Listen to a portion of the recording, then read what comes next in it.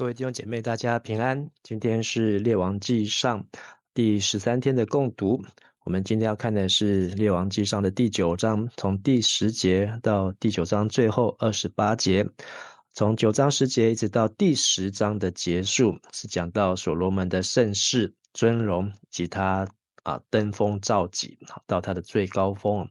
们来看今天的经文第10节。所罗门因20年起上主的圣殿甲王宫，这两间完工的时，所罗门王将加利利地20个城，予太尼王希兰，因为希兰有照所罗门的请求，因百香茶、香树茶甲金予伊。希兰对太尼出来，去看所罗门予伊的城，看了无合意，就讲：我的兄弟。你予我这款的城哦，伊就叫遐个城叫做加布列地，到今仔日，希兰捌送金大约4000公斤予所罗门王。昨天我们的经文看见所罗门经历上帝第二次的显现在他40到45岁这段期间，而且上帝的显现呢，也提出说他应允所罗门的祷告，也提出警告。好，那在这个警告过后呢，紧接着是讲到所罗门跟他父亲的好朋友西兰王的关系有点变化因为这两座殿宇呢，7年半加13年先后花了20年才完工。那这当中所罗门一开始是要用大麦、用橄榄油来做交换的条件，交换香柏木、松木那甚至后面提到西兰给所罗门的黄金呢，有4080公斤，换算成今天大约是在5亿美金左右。那但是所罗门可能后来麦子不够或是油不够，那他又再用20座城跟西兰来交换。但西兰去看这20座城呢，和合本修订版说看不顺眼，并且把它取名叫加布勒。加布勒的意思呢，就是没有价值。所以西兰跟所罗门本来是在第5章是和平相处，两人彼此立约，但是到这边的关系呢，有一些的不同。好，那20座城20年，可能就是1年1座城的方式，来谈条件和交换哦。好，那我们继续再来看第15节，所罗门王派强制劳工去做上主的圣殿，家己的王宫、米罗、耶路撒冷的城墙，甲下索、米吉多以及基色这的城。早前埃及王法老上来攻取基色，放火烧城，杀死城内的迦南人，将城予伊的查某囝所罗门的某做嫁妆。所罗门重建基色的伯和伦、巴拉甲犹大旷野的大木。所罗门嘛起造真侪城，囤积军用品、战车甲战马，搁伫耶路撒冷、黎巴嫩甲伊治理的全地起造伊所爱起的建筑。所有住伫近来的阿摩利人、赫人、比利洗人、希比人、亚伯斯人存落来的后代，毋是属伫以色列。无互以色列人消灭的，所罗门强制因做苦工，到今仔日，毋久所罗门无互以色列人做奴隶，互因做伊的战士、人神、首领、军长、战车长、马兵长。所罗门的督工有550人，管理做工的人。除了圣殿、王宫，那所罗门还有其他许多的建筑，看起来他真的是盖上瘾了。那他从殿、王宫，接下来就是米罗。米罗的意思呢是壁垒。那它的位置呢，可能就在耶路撒冷附近。可能是一个防御的工事，保护耶路撒冷啊。接着呢，又向由北到南分别有夏所、米吉多、基色，也提到基色是埃及法老王攻取的，那把这座城呢当做他的女儿嫁给所罗门的嫁妆。然后还有夏伯和伦、巴拉达莫。那所罗门就在这里呢，建储货城、战车城、战马城，以及他所想要建造的。所以所罗门越盖越有兴趣。那可能也是这些的建造呢，让他所需要的材料啦、香柏啦、松木啦、金子需要的量也很多。才在跟西兰王谈条件。那我们从列王记上的12章，也是在所罗门逝世之后，那这些百姓来跟所罗门的儿子罗波安谈的时候呢，就说就是耶罗波安带领的，说你的父亲就是所罗门，使我们负重恶，现在求你减轻你父亲所加给我们的苦工和重恶，我们就服侍你。所以所罗门因为这些的建造真的让百姓吃不消。那他搞不好还跟推罗来借钱，来借贷，那为了这些的工程但是在这里没有写，我们需要去对照其他的地方。那总之呢，在上帝的警告后，那所罗门呢，好像没有把上帝的话听得清楚。因为上帝说：“你若以纯正的心正直行在我面前，效法大卫所行，遵行一切所吩咐，谨守律例和典章，就必坚固你的王位啊。”那所罗门的做法呢，不是遵行神的话，谨守神的律例典章，他是靠这一些的建筑来兼顾他在以色列的王位啊。那以至于呢，他还动用了许多的奴隶，就是迦南族人。那以色列人那时候没有消灭剩下的，就作为他们的奴仆来做苦工。那以色列人呢，来做他们的官长。那23节提到这个数字呢，有550位监工啊。我们从第5章的时候，列王记上第5章，所罗门盖圣殿。那他征召来的以色列人就有3万，然后呢，扛台的外籍佣兵呢，外籍劳工呢有7万在扛台，8万在凿石，就有15万的外籍劳工。那这些监督工作的呢，还有3300位哦，可是到这里剩550，刚好剩下1/6哦。所以也看到这个所罗门的建筑，感觉是在跟前面的比较起来的话呢，实力不太一样，不太一样。在这里有几张照片，是在考古当中的发现。就是在夏所、米吉多、基色这些的遗址呢，有发现是在所罗门时代这些的建筑的城门，而且它们的结构呢都是有6个房间，6室城门。那从这些对照来看呢，很可能就是在这段列王记上第9章所罗门建造所留下来的。所以虽然圣殿看不到，但是在圣殿后所盖的这一些的城、储货、战车、战马，那还是可以让我们看到所罗门那时候所留下来的遗址遗迹。那从这个空照图可以看到人的比例，那这些也是造成百姓负担，还有所罗门必须要调度国外的资源。但是呢，他可能盖上瘾了，停不下来。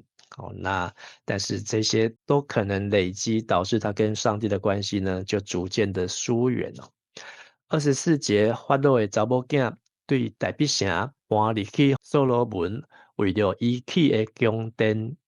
所罗门国去米罗，所罗门逐年3遍，伫伊为上主起的祭坛献烧化祭甲平安祭，搁伫上主面前烧香，安尼伊完成起造圣殿的工程。所罗门王伫以东地区的红海海边，瓦郡以诺的以顺加别造船。希兰派伊的部下，就是经验丰富的船员，甲所罗门的部下做伙行船，引起误会，对遐运送金14000公斤到所罗门王遐。那后面提到法老的女儿，好住的城呢，好是从大卫城搬出来。那历代志呢，好在这里有特别强调，好历代志下第8章说是因为呢外邦女子好不能在圣地，好那边有神的约柜，所以所罗门的动机是为了分别为圣，啊但是在列王记没有提到。其实我们看到《列王记》和《历代志》记载同样所罗门的事件，可是两个的观点不同。《列王记》比较详实记载事情的起因，还有动机，还有结果。因为《列王记》呢是在这个国家快要灭亡的时候，那他可能在回想这整个国家的发展为什么会到今日。那历代志的写作呢，是在他们被掳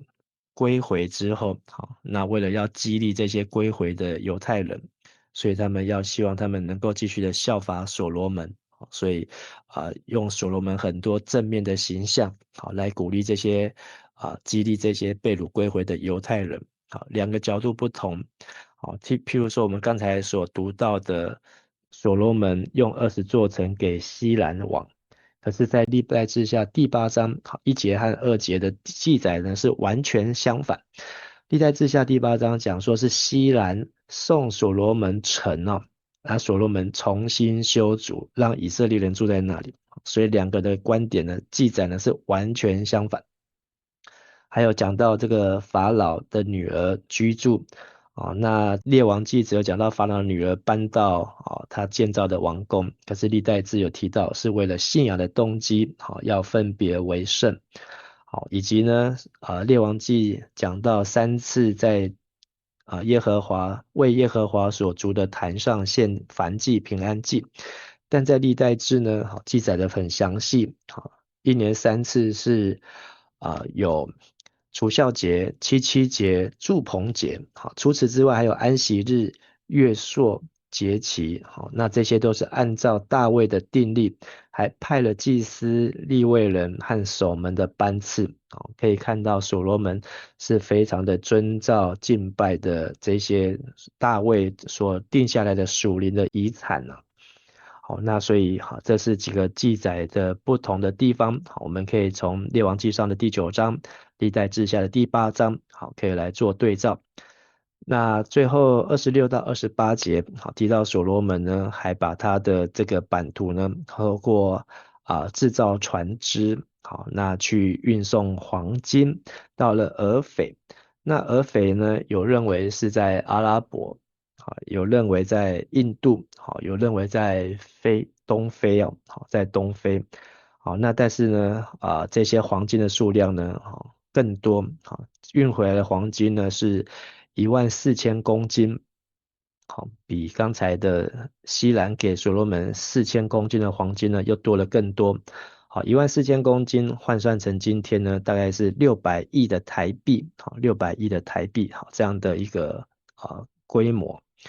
那所罗门到目前来看其实都是很成功，就文字上来看但是从背后来看，或是他有文字背后所其他经文对照来看呢，所罗门开始留下了一些诟病的地方，令人诟病的地方。今天的金句在9章25节。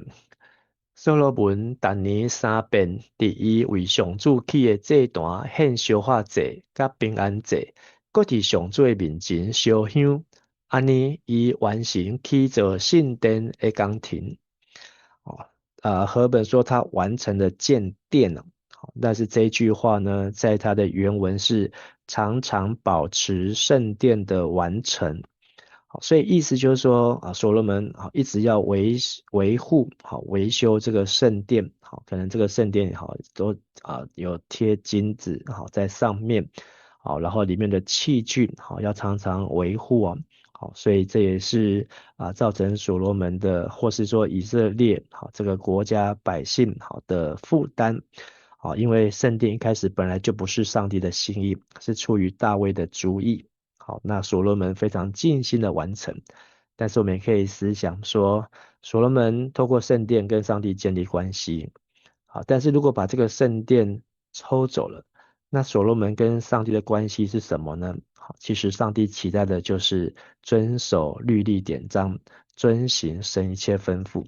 可是我们看到后面，所罗门如果把圣殿跟上帝中间抽走了，他跟上帝好像的关系呢，好就越来越淡。那我们也看到今天的经文，好这些伟大的建筑物，不论是圣殿、王宫或是现今世上这些伟大的建筑，好总是令人眼睛一亮，好，那令人非常的向往。但是在这些建筑的背后，会不会是有许多不公不义或是压榨逼迫所堆积起来？如果是的话，那这些建筑能够讨上帝的喜悦吗？所以我们可以思想，不论我们今天要建造家园、建造教会、社会，或是建造我们的国家，我们是否有注重它的根基是在公义、怜悯的基础上面？是否存谦卑的心与神同行，能够像以诺一样与神同行300年，好，而不是只有短短的几十年。好，就算这个圣殿好曾经新建起来，好300多年。但是上帝让这些圣殿呢，好，每一个石头都被拆下来，到所罗巴伯，好，又再重新建造。所以我们的祷告是求主使我们的心中有神的正直良善，让我们一切的工程都能够经得起考验，能够讨神的喜悦。我们一起来祈祷。现在主，我们感谢你，透过今天的经文提醒我们，人活着不是靠食物，乃是靠神你口里所出的一切话。